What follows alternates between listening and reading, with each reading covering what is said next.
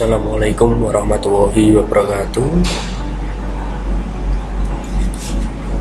Selamat menjalankan perkuliahan untuk pertemuan kita pada kesempatan kali ini terkait dengan pokok kajian perancangan rencana pelaksanaan pembelajaran atau RPP untuk kurikulum 2013 pada mata kuliah pembelajaran IPA di sekolah dasar.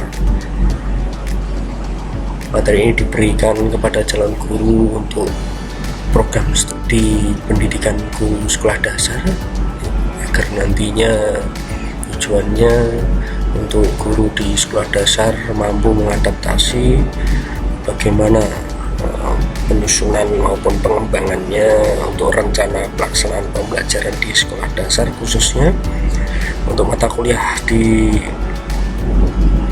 pembelajaran IPA di SD.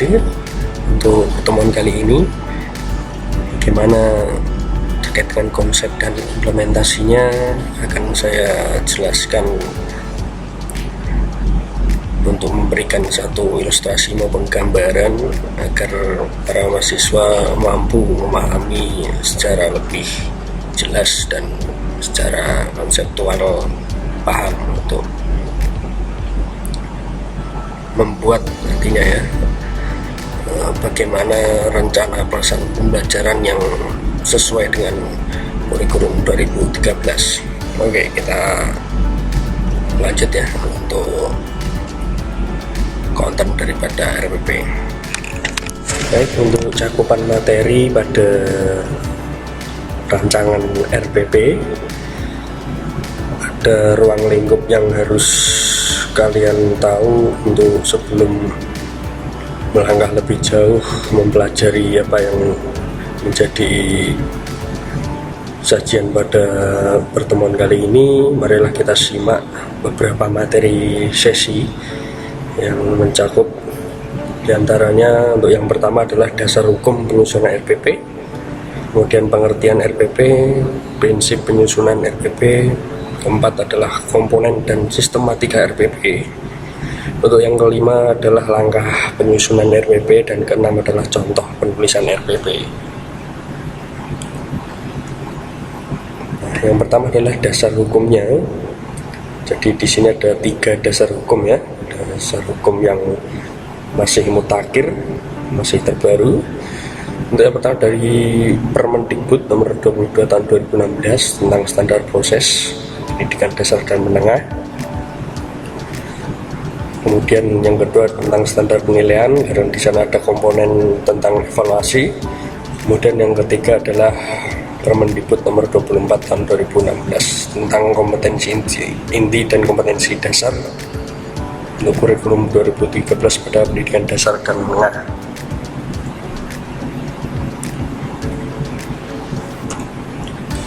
Kemudian yang kedua yaitu berkaitan dengan dasar hukum tadi, namun kali ini terkait dengan pengertian untuk Permendikbud nomor 22 yang membahas tentang rencana pelaksanaan pembelajaran. Di situ disinggung bahwa RPP merupakan suatu rencana kegiatan pembelajaran tatap muka untuk satu pertemuan atau lebih, di mana RPP dikembangkan dari silabus untuk mengarahkan kegiatan pembelajaran pelajaran peserta didik dalam upaya mencapai kompetensi dasar.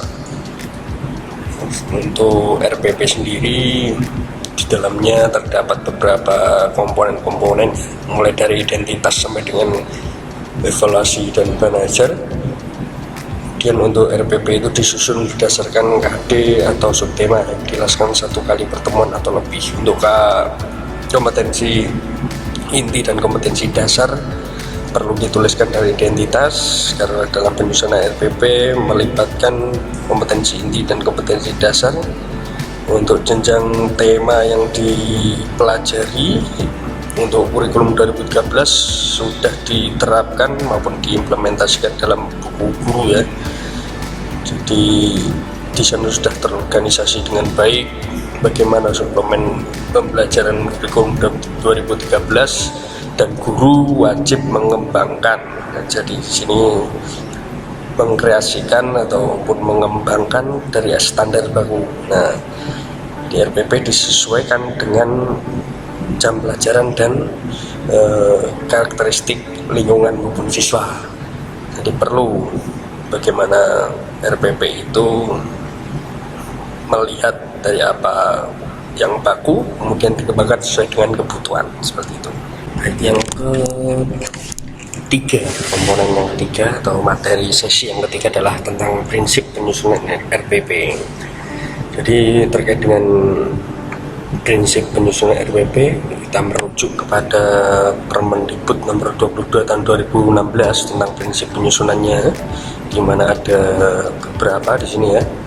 Ada 8 poin ya. Untuk poin yang pertama, perbedaan individu atau peserta didik antara lain kemampuan awal, kemudian tingkat intelektual, bakat, potensi, minat, motivasi ya. Itu diantaranya. Kemudian untuk yang kedua adalah partisipasi aktif peserta didik. Nah, ini student center ya. Jadi siswa sebagai subjek belajar, tidak guru lagi. Jadi diharapkan siswa secara mandiri mengelola kegiatan belajarnya. Kemudian yang ketiga adalah berpusat pada peserta didik tadi, student center, untuk mendorong semangat belajar. Kemudian yang keempat adalah mengembangkan budaya membaca dan menulis yang dirancang untuk mengembangkan kegemaran membaca, pemahaman beragam bacaan, karena dalam tema tertentu terdapat beberapa mata pelajaran, diantaranya bahasa Indonesia ya, di sana sebagai wadah untuk menaungi seluruh kegiatan membaca atau literasi di dalam buku siswa, karena bahasa Indonesia merupakan satu wadah dari seluruh bacaan yang ada di mata pelajaran lain. Kemudian lanjutnya, atau yang kelima adalah pemberian umpan balik atau tindak lanjut. RPP memuat rancangan program pemberian umpan balik. Jadi di sana ada semacam kegiatan lanjutan, apakah itu nanti perlu adanya remedi atau pengayaan maupun penguatan. Namun penguatan wajib ditekankan karena hal tersebut merupakan satu payung ya, payung daripada penguatan terkait dengan materi inti yang sesuai dengan kompetensi dasar. Kemudian untuk yang keenam adalah penekanan keterkaitan terpaduan antar KD. Nah, di dalam RPP itu keterkaitan antar KD. Jadi buku guru dan buku siswa disusun tidak sembarangan, mempertimbangkan beberapa aspek daripada tingkat kematangan siswa sesuai dengan materi apa yang akan dipelajari. Jadi KD-KD yang tersusun secara terintegrasi di tiap tema itu sudah dipertimbangkan, dan nantinya menjadi sebuah pembelajaran itu tinggal dikembangkan sesuai dengan waktu maupun ruang yang disediakan. Kemudian yang ketujuh adalah mengakomodasi pembelajaran tematik terpadu, terpaduan lintas mata pelajaran, lintas aspek belajar dan keragaman budaya. Dan yang kedelapan, penerapan teknologi informasi dan komunikasi secara terintegrasi, sistematik, efektif sesuai dengan situasi dan kondisi tadi ya, sesuai dengan sistematika secara terstruktur.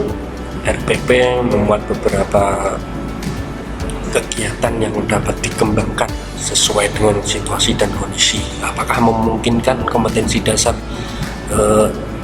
A untuk dilaksanakan menggunakan pembelajaran proyek?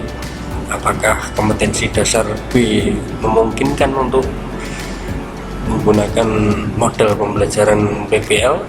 Nah, itu sesuai dengan integrasi dan situasi maupun kondisi. Kemudian untuk komponen RPP, nah ini RPP itu terdiri dari beberapa komponen.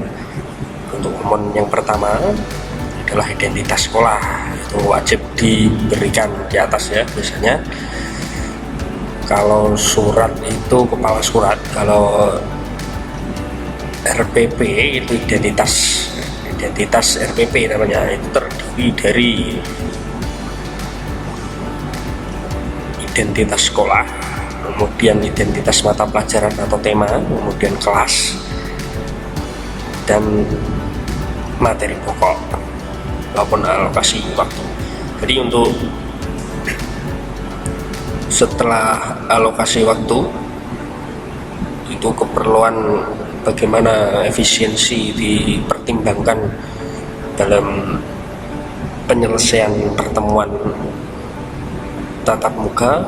Untuk 1 minggu ada 6 pembelajaran ya, jadi perharinya 1 pembelajaran untuk kurikulum 2013. Nah, itu alokasi itu perlu dihitung melihat program tahunan dan program semester, karena tidak bisa sembarangan bagaimana menyusun RPP. Kemudian untuk tujuan pembelajaran yang dirumuskan berdasarkan kompetensi dasar, jadi dengan melihat kata kerja operasional atau KKO ya, kita sudah tahu bagaimana itu KKO atau kata kerja operasional menggunakan taksonomi ya, taksonomi Bloom, teori yang seperti itu sudah untuk diinformasikan sebelumnya mungkin. Kemudian kompetensi dasar dan indikatornya untuk di buku guru dan buku siswa itu sudah ada, namun apabila ingin terkait dengan pendalaman materi, mungkin guru bisa menambahkan atau menyesuaikan materi yang sekiranya perlu dan waktunya cukup ya. Jadi itu juga dapat dianalisa oleh seorang guru untuk menganalisa kompetensi inti dan kompetensi dasar untuk merumuskan indikatornya. Kemudian untuk materi pembelajaran muat fakta, konsep, prinsip, dan prosedur. Jadi pelajaran itu materinya harus berupa itu. Untuk yang pertama fakta-fakta di lapangan ya. Faktanya apa? Di lingkungan sekitar siswa saja yang ada, itu banyak sekali terkait dengan kehidupan sehari-hari secara kontekstual ya maupun secara tekstual, itu mudah sekali ditemukan materi-materi pembelajaran. Kemudian secara konsep diberikan, kemudian prinsipnya seperti apa, prosedurnya harus memuat langkah-langkah beberapa uji maupun praktikum ya, dengan pendekatan ilmiah, pendekatan saintifik yang relevan. Tentunya ada 4 prosedur. Materi itu harus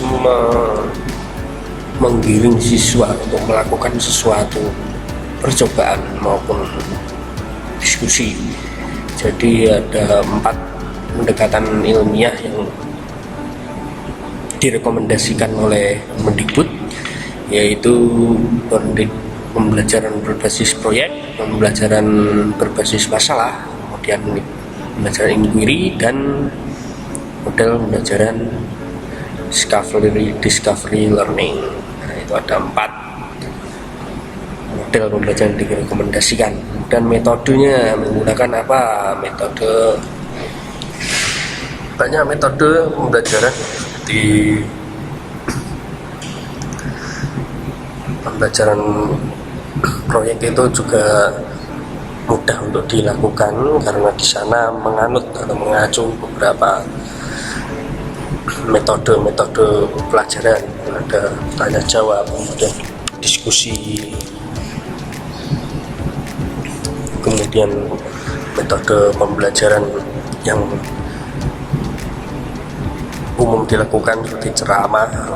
Nah, itu satu kesatuan biasanya ya, dari beberapa itu dituliskan semua, digunakan oleh didik untuk mewujudkan suasana belajar. Misalkan dalam pembelajaran basis proyek tadi, di kegiatan awalnya apa, mencakup apa saja, pengumpulan alat dan bahan, kemudian proses mengamati itu, metode pembelajaran itu menggunakan pendekatan apa, seperti itu, kemudian strateginya menggunakan apa, dan model-model pembelajarannya menggunakan apa. Jadi metode, kemudian model pembelajaran dan pendekatan itu wajib dituliskan secara lebih rinci agar pembaca itu, pengguna itu paham dari apa yang digunakan. Biasanya dituliskan dalam sebuah tabel bagaimana rincian deskripsi kegiatan, kemudian sampingnya menggunakan metode. Nah, itu bisa divariasi sesuai dengan standar baku ya. Kemudian untuk media pembelajaran berupa alat bantu apa saja yang digunakan dalam belajar, kemudian sumber belajarnya, buku-buku, media, kemudian poster maupun sumber pembelajaran yang sifatnya literatur, seperti itu untuk menunjang. Kemudian untuk langkah-langkah pembelajaran melalui tahapan pendahuluan, inti, penutup, dan kemudian dilanjutkan penilaian hasil daripada pembelajaran. Baik, untuk implementasi kurikulum 2013 menyusun RPP, kemudian itu dari sumber yuridis Permendikbud nomor 22 tahun 2016, di mana dalamnya terdapat pembicaraan tematik, saintifik, otentik, dan non-otentik, TIK, kompetensi berimbang antara KI 1, 2, 3, dan 4, KD 1, 2, 3, dan 4. Nah, itu antara kedua ini secara yuridis dan empiris, kreativitas guru diperlukan di sini ya untuk mengolah ini tematik, saintifik, otentik, TIK.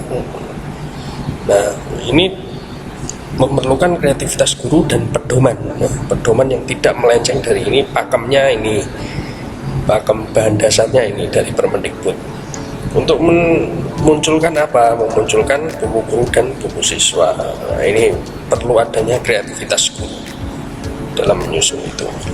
Paham ya semestinya? Kita mengulas dasar-dasarnya dulu sebelum nanti berikan bagaimana contoh realnya yang sesuai dengan keadaan, bagaimana implementasi kurikulum 2013 terkait dengan penyusunan RPP, dan langkah-langkahnya ada beberapa tadi ya, sesuai dengan komponen, identitas, kompetensi inti, kompetensi dasar, tujuan pembelajaran, materi, metode, kegiatan, penilaian, media. Ini sudah tahu lah ya. Ini ada tadi di Permendikbud nomor 20 tahun 2016, situ lengkap. Kalian bisa download di Google, banyak sekali terkait dengan peraturan pemerintah terkait dengan pendidikan dan kebudayaan, terkhusus untuk nomor 20 tahun 2016. Di sana banyak sekali dibahas terkait dengan RPP ataupun perangkat pembelajaran yang lain. Kemudian pelaksanaan proses pembelajaran. Nah, ini pelaksanaan proses pembelajaran ada 3 kegiatan ya. Seperti yang kita sebutkan tadi, kegiatan pendahuluan, kegiatan inti, dan kegiatan penutup. Kegiatan pendahuluan meliputi apa saja? Kita simak selanjutnya. Orientasi untuk memusatkan perhatian peserta didik pada materi yang akan diajarkan. Bisa di sana dituliskan deskripsi guru bersama siswa, misalkan menyiapkan bagaimana kondisinya, tanyakan beberapa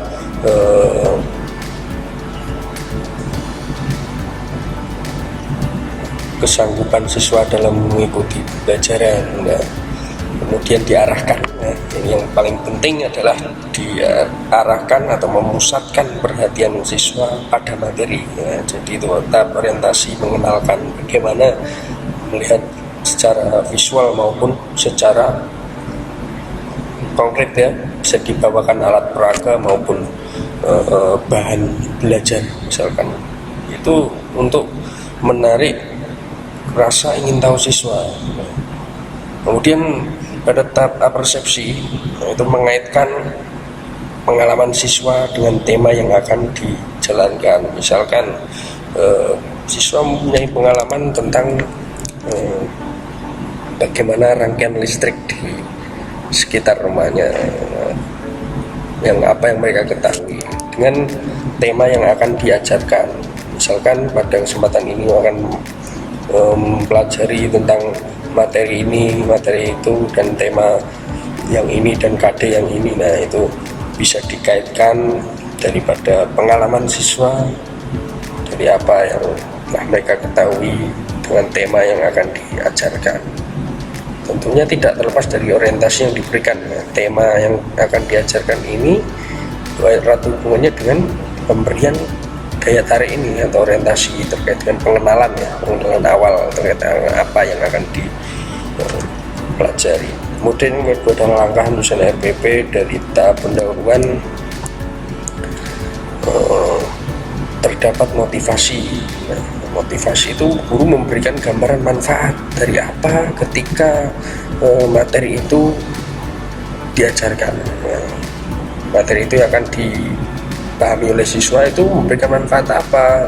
Nantinya itu akan menjadi satu motivasi siswa untuk lebih bisa dan lebih menahu terkait dengan materi yang akan dipelajari. Kemudian untuk pemberian acuan berkaitan dengan tema yang akan dipelajari ya. Kemudian acuan dapat berupa penjelasan tema atau materi. Jadi materi maupun tujuan itu dijelaskan di awal. Bisa berupa peta konsep, paham ya? Peta konsep seperti bagan terkait dengan rancangan materi secara keseluruhan yang akan diajarkan di hari itu. Nah, itu berupa penjelasan terkait dengan tema yang akan dipelajari. Pembelajaran di hari itu membahas apa? Nah, itu acuannya diperjelas di awal. Itu bisa dan boleh.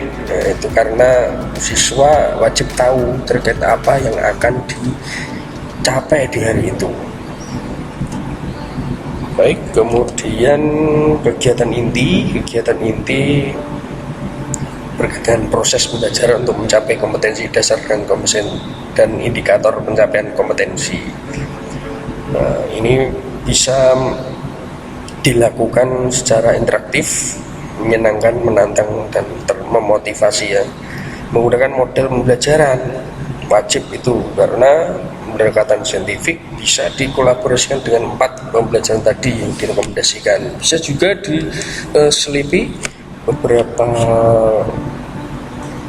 model pembelajaran yang lain yang menunjang juga namun tetap ilmiah ya, seperti pembelajaran model permainan misalkan number head together maupun STAD, student achievement itu atau pemberian kompetisi ya.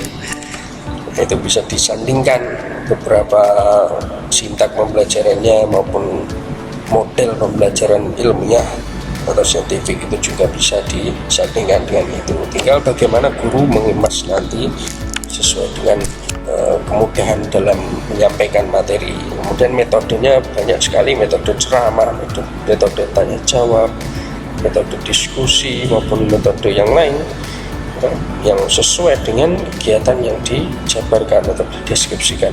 Kemudian media dan sumber belajar disesuaikan dengan karakteristik peserta didik. Jadi media-medianya itu perlu diberikan sebagai perantara dalam penyampaian materi, sebagai penambah pengalaman yang mudah ditemukan di sekitarnya ya, yang mudah ditemukan di sekitarnya agar peserta didik dapat mendapatkannya sesuai mudah dan sesuai dengan tingkat lingkungan, kemudahan lingkungan pencapaian dalam mendapatkan sesuatu itu, dan nantinya juga bermanfaat kan untuk di kehidupan sehari-hari.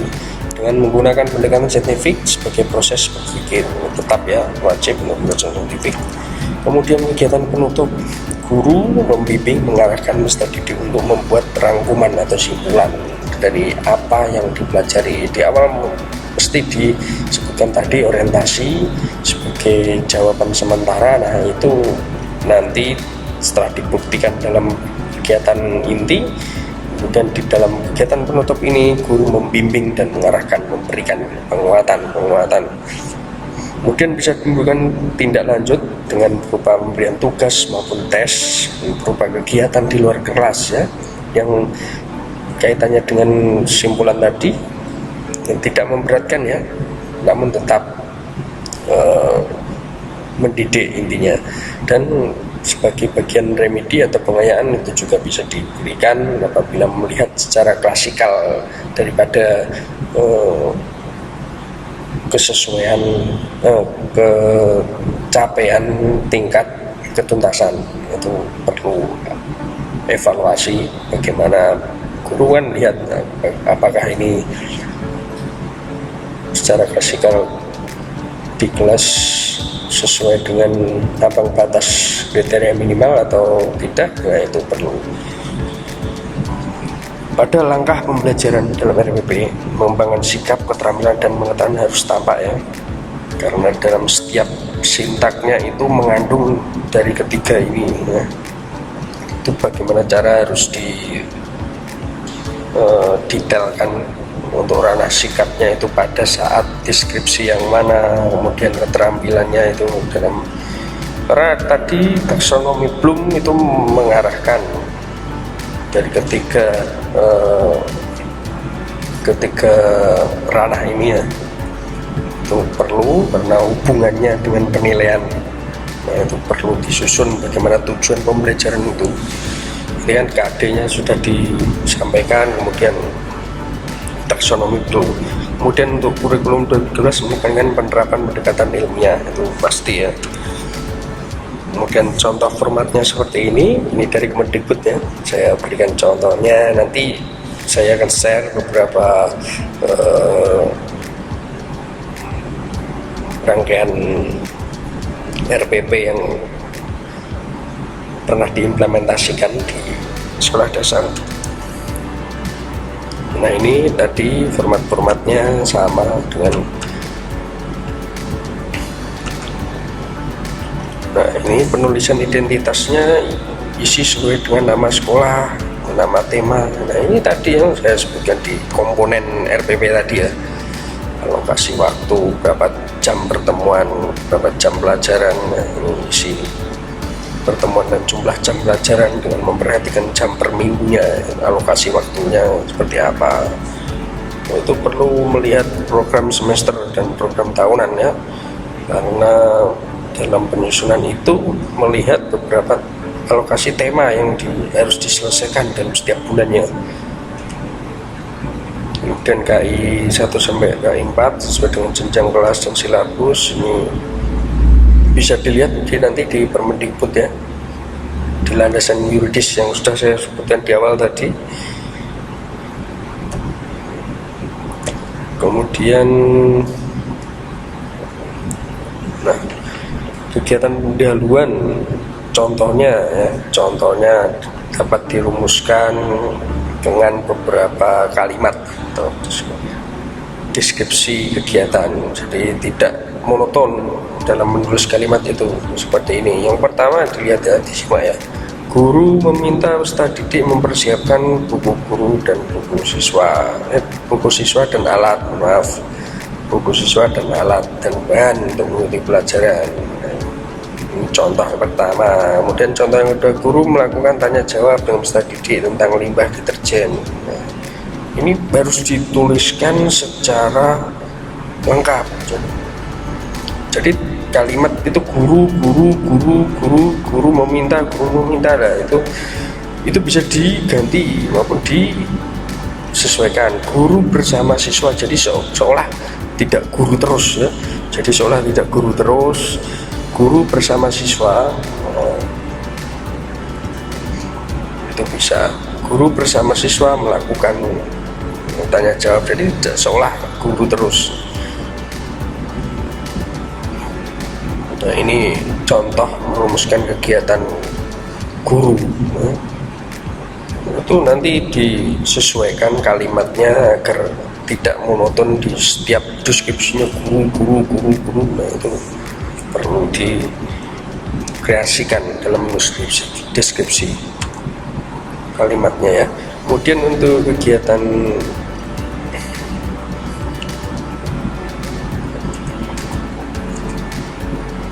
inti dapat ditulis dalam rumusan spesifik kegiatan peserta didik yang dapat dilengkapi dengan kegiatan guru dalam proses pembelajaran. Ini harus berpatokan pada model pembelajarannya dari segi 5M dalam pembelajaran saintifik: mengamati, menanya, menganalisis, kemudian mendiskusikan maupun mengkomunikasikan hasil, itu terdapat beberapa rumusan spesifik. Itu harus spesifik karena apa? Ketika saya sebagai pengamat dan RPP digunakan oleh orang lain itu paham kegiatan yang dilakukan saya sebagai pengamat, ketika guru melakukan kegiatan X misalkan dari step yang kedua dalam kegiatan inti, nah, itu bisa diamati ya. Karena apa? Ketika dinilai dalam melakukan aktivitas pembelajaran itu mudah untuk melihatnya.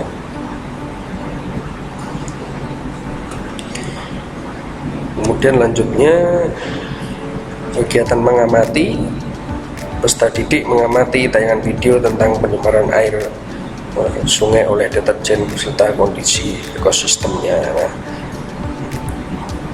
guru meminta tadi juga bisa dimasukkan atau langsung saja peserta didik sesuai dengan instruksi guru. Nah, itu bisa diselipkan di sini, mengamati tayangan video tentang, nah, itu bisa dideskripsikan dengan kreativitas penulisan yang baik dan enak untuk dibaca oleh pengamat misalkan ya.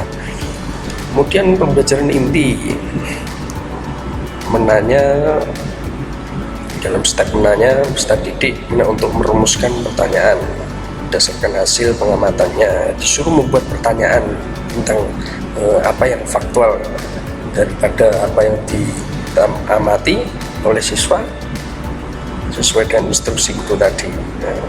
Bisa melis pertanyaan, apa tanda-tandanya, apa perbedaannya, apa bagaimana mengidentifikasinya, seperti itu. Baik, next ya. Baik, tadi sudah, mengamati sudah, menanya sudah. Yang ketiga adalah mengumpulkan informasi, yaitu data. Basis data, mengumpulkan data. Peserta didik dibantu memfokuskan pada pertanyaan tadi. Bagaimana data-data, bahan-bahan yang digunakan, kemudian apa yang diamati tadi dituliskan sesuai dengan rancangan lembar kerja tadi. Kemarin lembar kerja studi itu tinggal diisikan apa yang menjadi perintah terkait dengan informasi awal atau kegiatan pengamatan yang sudah dilakukan oleh siswa di awal tadi ya. Bisa diisikan, diinformasikan untuk diinstruksikan kepada peserta didik tentang apa yang ditemukan. Jadi guru membimbing kelompok atau jika mengalami kesulitan itu perlu, karena tidak bisa di usia sekolah dasar dibiarkan secara mandiri, itu tidak bisa, harus terbimbing ya. Seperti itu. Kemudian menalar atau mengasosiasi, mendiskusikan juga, di mana peserta didik berdiskusi untuk menganalisa dari data yang dieksperimenkan, dari data-data yang dikumpulkan tadi, kira-kira hasilnya bagaimana. Itu kalau kegiatannya menggunakan kegiatan praktikum itu tidak mudah, karena peserta didik setelah berdiskusi dan menganalisa dari apa yang mereka amati dan mereka tuliskan, kemudian melakukan kegiatan sesuai dengan instruksi dalam lembar kerja ya, sangat mudah.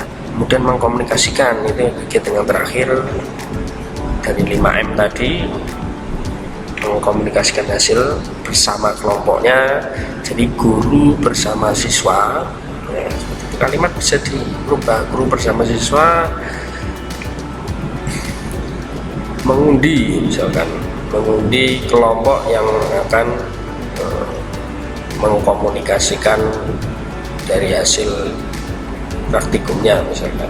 Kemudian baru ini yang kedua, peserta didik mengkomunikasikan proses. Jadi dibuat seruntut mungkin untuk memudahkan dari apa yang ketika RPP ini digunakan oleh orang lain itu paham dari apa yang mereka sebutkan atau mereka tuliskan di dalam RPP. Kegiatan yang paling tinggi ya untuk grade-nya dari mencipta, peserta didik menyiapkan poster atau masalah pencemaran dan upaya mengatasi dengan bimbingan guru. pencipta kan C6 dalam ilmu taksonomi, masuk dalam grade yang paling tinggi, di mana Ustadz Didik mengkreasikan dari apa yang mereka hasilkan, mereka komunikasikan, itu dirancang sesuai dengan bahan awal maupun instruksi awal di lembar kerja ya. Kemudian untuk kegiatan penutup dalam tahap penutup itu ditulis rumusan kegiatan Ustadz Didik dilengkapi dengan kegiatan guru. Nah, contohnya seperti ini, Ustadz Didik dengan tanpa atau bantuan guru, Ustadz Didik bersama dengan guru juga bisa. Itu membuat rangkuman tadi apa yang mereka sampaikan tadi, itu bisa ya. Kemudian Ustadz Didik mengikuti penilaian, itu apabila secara klasikal pembelajaran kurang dari KKM itu bisa dilakukan remedi secara klasikal ataupun sebagian daripada jumlah total kelas, atau beberapa siswa perlu juga diremedi dari segelintir siswa juga bisa. Dan di sini ada beberapa teknik penilaian.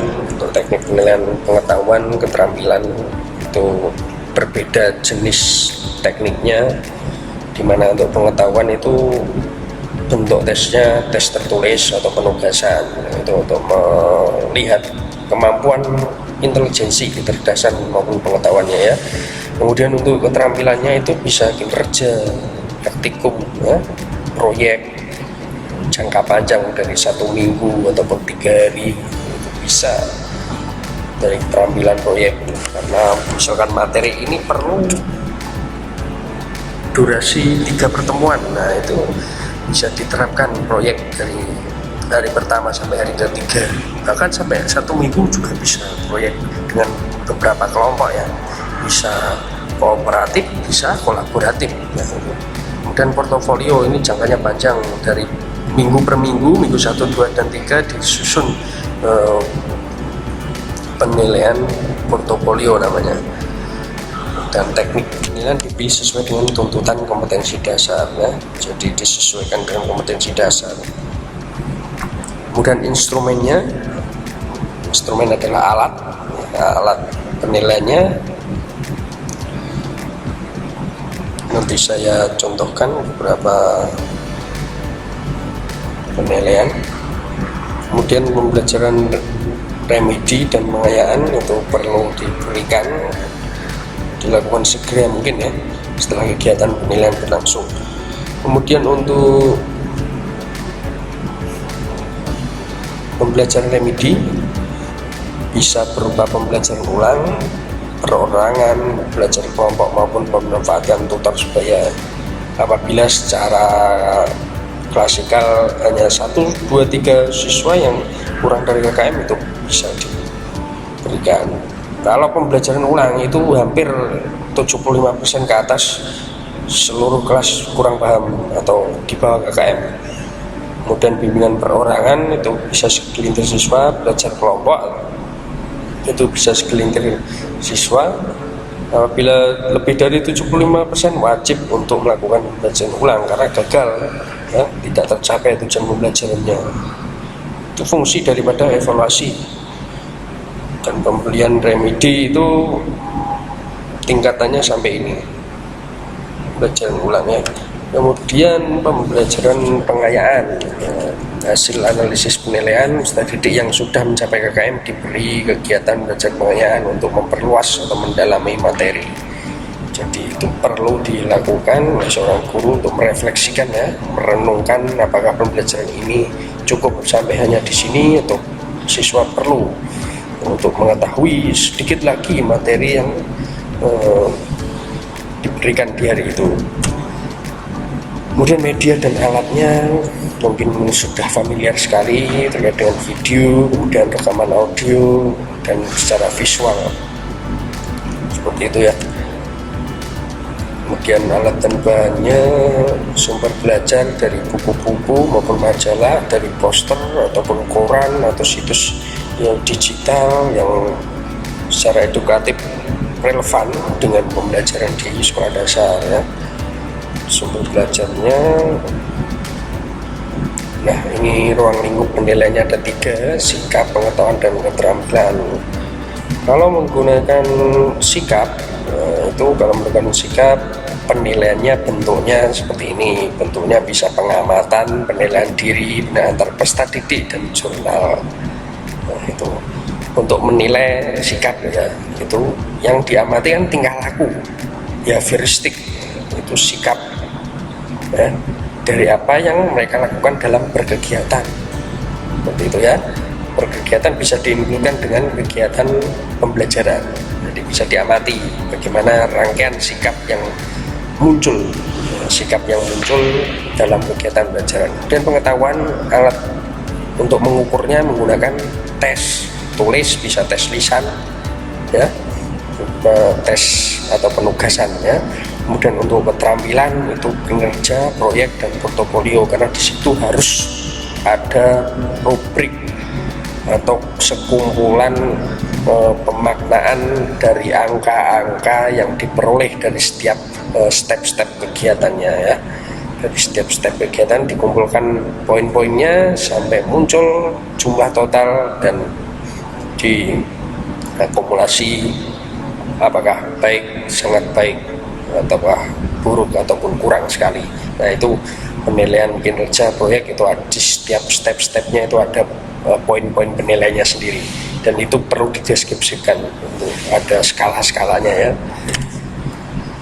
Kemudian untuk prosedur asesmen sesuai dengan Badan Standar Nasional Pendidikan tahun 2006, yaitu memuat semacam ini prosedur asesmennya ya, mapelnya apa atau temanya apa, kemudian kompetensi dasarnya apa, indikator, ranahnya pengetahuan apa, ini semacam kisi-kisi ya. Dalam urusan kisi-kisi nanti ini cocok sekali digunakan untuk penelitian maupun implementasi di kelas ketika praktik pengalaman lapangan maupun secara real. Jadi guru harus wajib ya tahu untuk menyusun kisi-kisi ini, wajib. Ini perlu latihan, apabila tidak latihan sangat kurang sekali, karena jam terbang itu penting bagi guru, tidak hanya secara teoritis semacam ini. Jadi penugasan yang diberikan ketika perkuliahan itu penting sekali. Jadi kalian ketika melihat dosen untuk memberikan tugas itu jangan mengeluh, karena setiap tugas yang diberikan itu sangat bermanfaat lah bagi kalian ketika nantinya sudah terjun di lapangan maupun mengimplementasikan teori dari kegiatan perkuliahan di kehidupan nyata. Nah, itu sangat bermanfaat sekali untuk tugas-tugas semacam ini. Kemudian lampiran RPP ini nanti diberikan beberapa contoh ya, contoh terkait dengan kegiatan penilaian maupun RPP secara lengkap ya.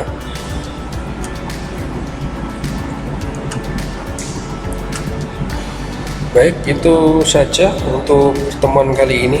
Nanti akan saya berikan beberapa contoh real terkait dengan rencana pelaksanaan pembelajaran lengkap dengan beberapa RPP maupun kegiatan pembelajarannya, bisa dipelajari dan diamati, diobservasi ya.